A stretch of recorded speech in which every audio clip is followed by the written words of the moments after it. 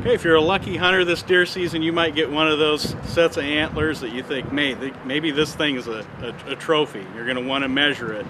So if you're really lucky, you might end up here at the Department of Wildlife Conservation and talk to someone who's an official scorer who could get that antler set lined up for Pope and Young, Boone and Crockett, or the state's Cy Curtis Award.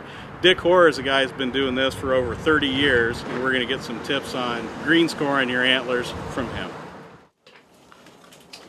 When a guy's green scoring it, he needs to know that the system rewards length, the system rewards heft, and the system rewards conformity to what a white-tailed deer rack should look like.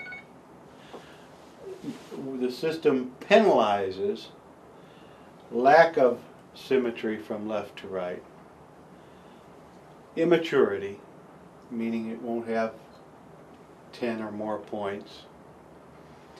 Even if it has 8 or 10 points and it's a small little rack, it isn't going to score because it's young. A true trophy is a mature animal with superior genes that has lived long enough to become and express what a white-tailed deer can be. When I score a deer, the first thing I score is how wide is it. We have to stay perpendicular to the axis of the deer, this perpendicular, and then on the inside I squirrel around until I know what's the maximum width inside. In this one it's 13, 16 and 3/8. Everything is measured to the 1/8 of an inch. Rounded up or rounded down, but it's got to be in eighths. So that's the first measurement. The second measurement is the length of the main beam. It's always taken on the outside of the main beam. And we start right above the eye socket. We go straight up and then stay on the outside of the main beam to the tip. Do the same thing on the other side. You write them down the right column and the left side, right side, left side, and there will be a little difference. And we're going to subtract that difference.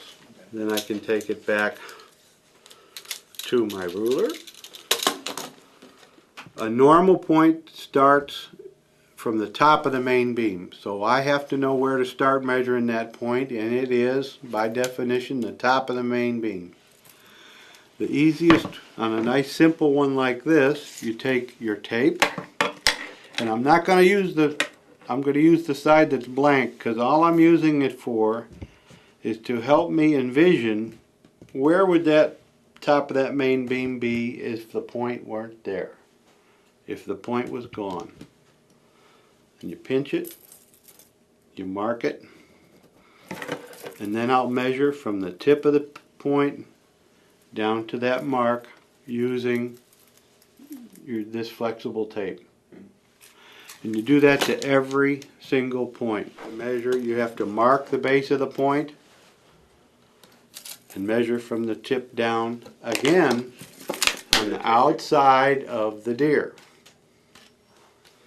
Okay? Circumferences, there are always 4. Between the burr and the first and the second, second and third and the fourth. And that's all. There are only 4. You don't get more even if there's more points. And the circumference is always the smallest point between the ones you're measuring. So you keep fishing around like this till you find the smallest one, and the answer is always in eighths. And in this case, it's 3 5/8. Is the smallest circumference here. Some points that are not straight, this one's nice and straight, simple. You can just take your carpenter's tape, with a hook end, and just go right down to the line and stay on the outside, and you can score it easily. Some of them have a curve, and the tape may or may not bend in the direction you want it to go. You got to keep the tape against the antler. In this case, I would pick the 2. And then turn it again. I got to stay on the outside, remember. So I can turn it again. This time I can go a little bit further, down to 4. And then I got to line up my 4 and go on around, and you go all the way down to your baseline to get around a point where the tape just doesn't bend with it. You have to break it into little segments and add them up. Then this one had a 5.5 inch, 5 5/8 inch or something, non-typical point. So you record that in a separate place. These are bad inches. They're going to get penalized. So we move the non-typical points, length of abnormal points, we put that here. Now here it doesn't matter which was longer or which was shorter. We're only worried about the fact that there was a difference.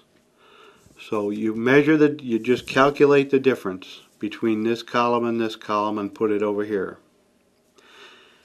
At the end then, we're going to take our width, our good inches first. Here's our inside width. Here's the right side, the left side, and the total good inches. Then we take away this last column, which was the abnormal points and the lack of symmetry, 9 5/8. We remove the 9 5/8, and that's the final score.